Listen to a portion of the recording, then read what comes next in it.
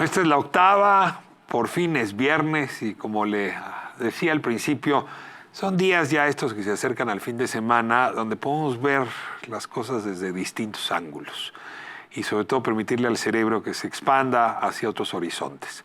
Hoy vamos a hablar de un documental de Daniela Arrea, No sucumbió la eternidad.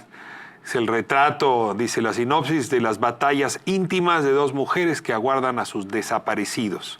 Dos historias distintas por décadas, la de Liliana, a quien en 2010 el crimen organizado le arrebató a su esposo, y la de Alicia, cuya madre fue desaparecida por el Estado en 1978 durante la Guerra Sucia.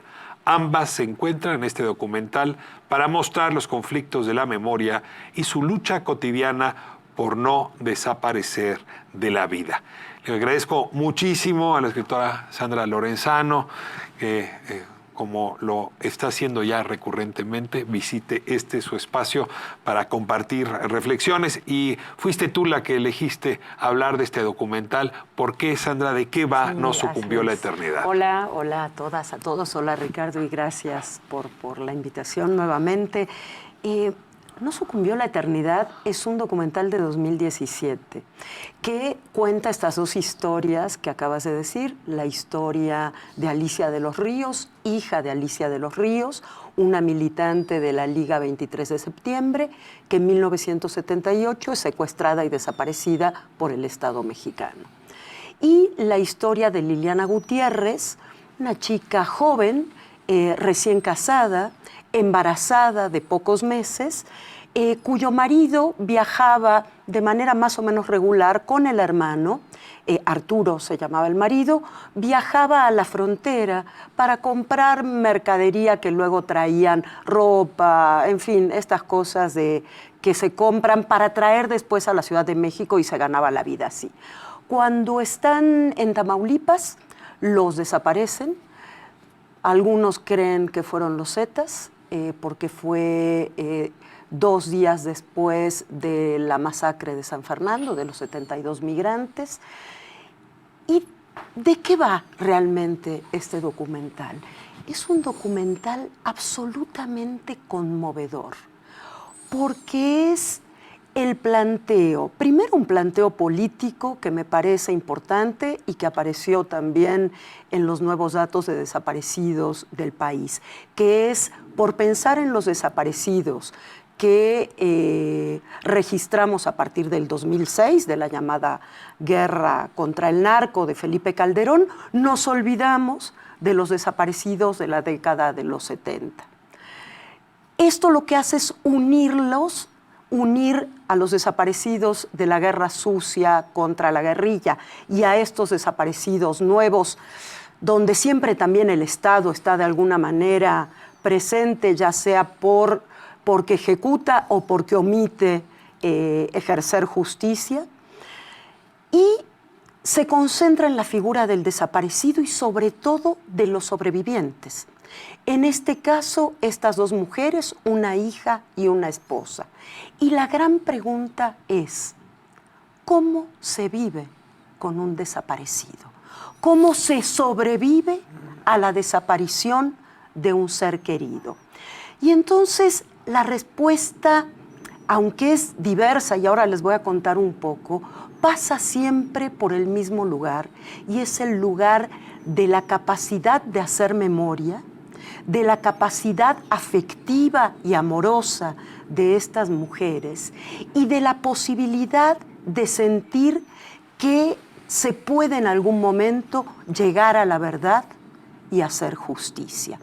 En el caso de Alicia de los Ríos, ella es profesora, da clases de historia, es decir, asumió como propia esta vocación de transmitir la memoria del horror, pero empieza diciendo una cosa desgarradora. Era ella una niña cuando desaparecen a la madre en el 78 y dice: en mi casa yo no dejaba que mataran ni un solo insecto, porque pensaba que alguno de esos insectos podía ser mi madre, que nos venía a decir que estaba con nosotros. Es brutal esa declaración.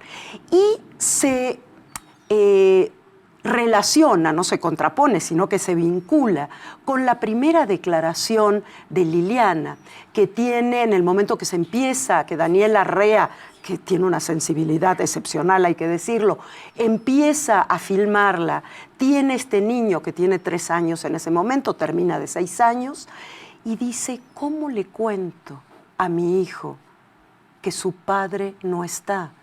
Pero que su padre lo quería, su padre lo amaba. Y entonces habla del momento del parto.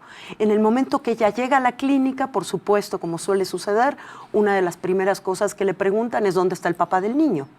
Y ella dice, el papá no vino, no agrega nada más, vengo yo sola, porque además parece una mujer bastante solitaria, ¿no? Dedicada totalmente a su hijo.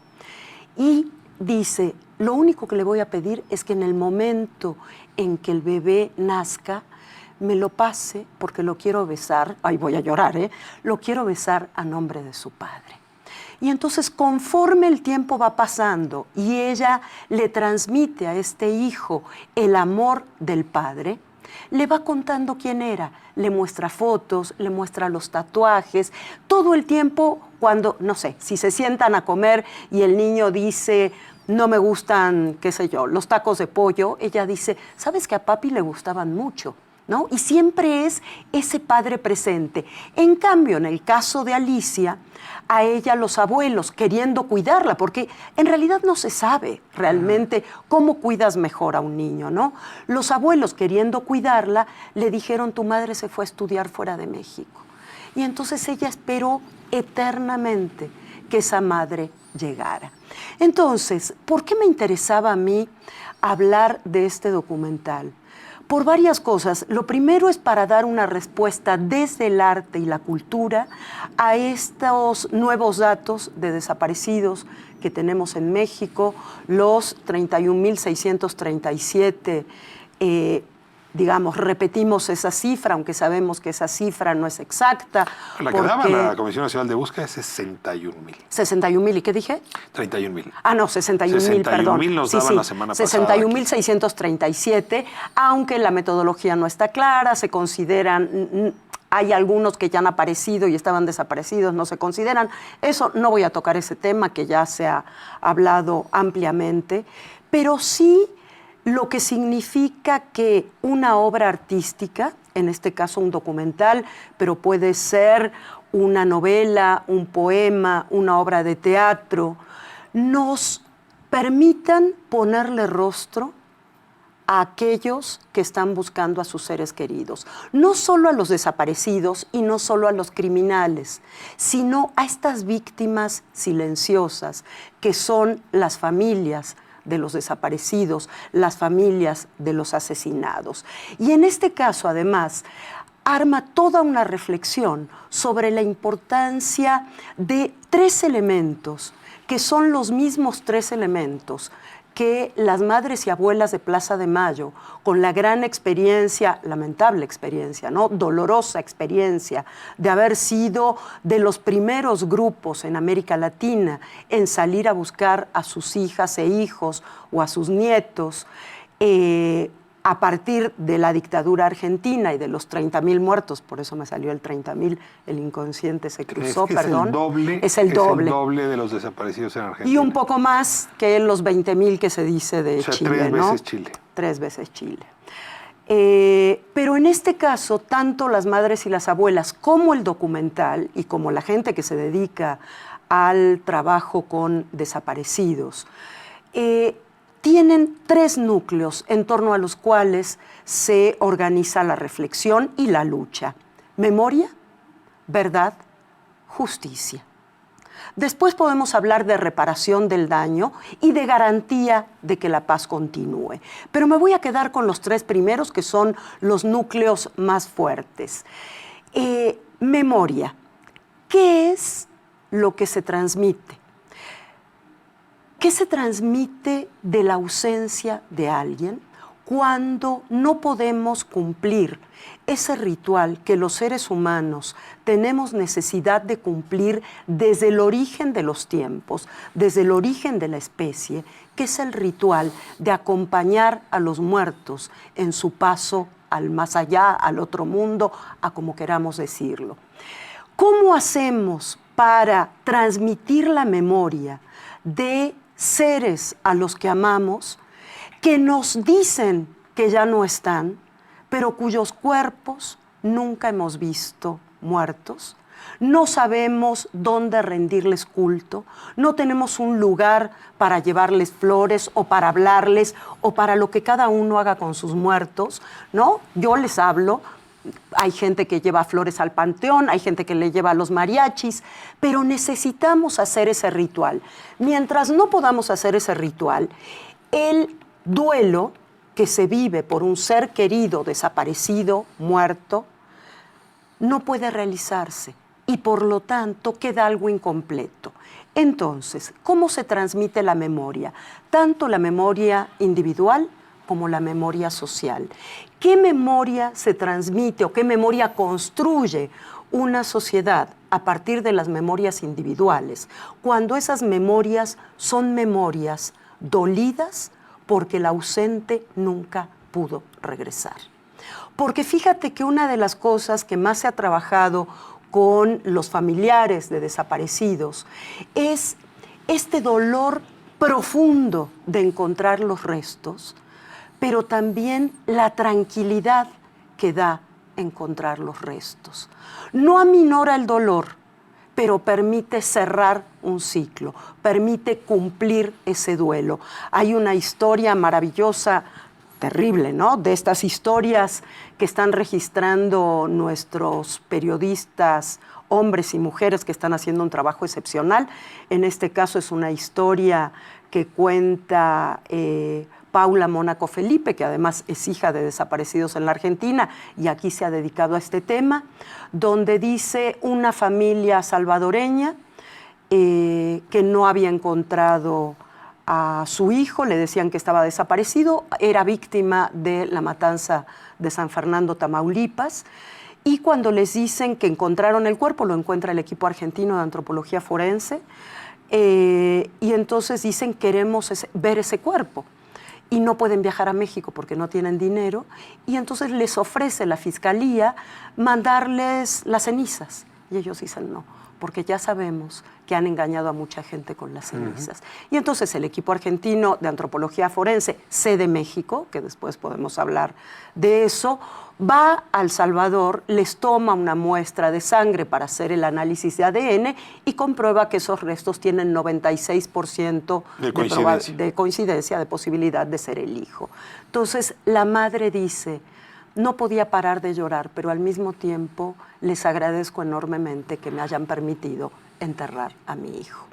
Entonces, este es el tema de la memoria, esta memoria tan dolorosa que finalmente está permeando toda nuestra sociedad, porque si tienes computados 61.300, etcétera, de desaparecidos, más todos los que no están considerados ahí, más todos los que ya aparecieron, etcétera, pensemos la cantidad de gente que no ha podido hacer un proceso de duelo sano y que le permita recuperar su propia vida y su propia memoria. O sea, no me tengo que ir, pero quisiera antes hacerte una última pregunta.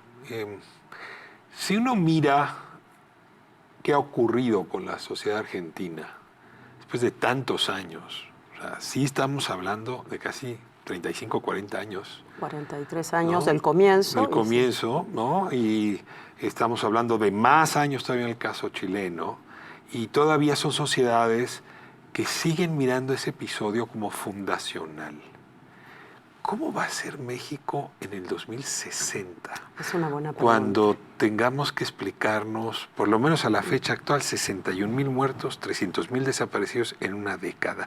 Es que no alcanzo, o sea, cuando veo lo que pasó en estas sociedades latinoamericanas, no alcanzo a imaginarme cómo va a ser la elección de mis hijos y mis nietos solamente en este mismo lapso, 40 años a partir de ahora, 2040. Sí, te diría... Perdón, 2060. Varias cosas. La primera es que ahí es donde el arte y la cultura tienen una función excepcional, porque permiten la simbolización de este drama y entonces ir asimilándolo como sociedad. Ahora, hay una cosa muy importante, por eso yo decía memoria, verdad, justicia.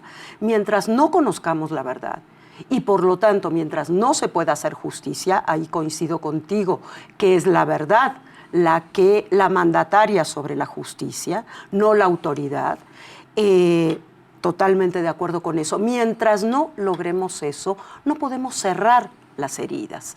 Entonces, creo que tenemos una función importantísima, cada uno en lo suyo, pero quienes nos dedicamos a la cultura tenemos que seguir colaborando en este proceso de simbolización, porque si no, no van a cerrar esas heridas.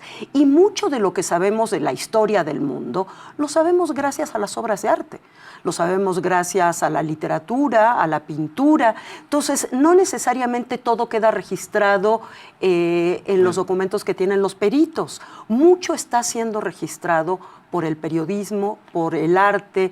Entonces, así como existe este documental de Daniela Rea, y ella además sigue escribiendo, luego tiene este libro excepcional también que se llama Nadie les pidió perdón, que es una cosa maravillosa, es verdad.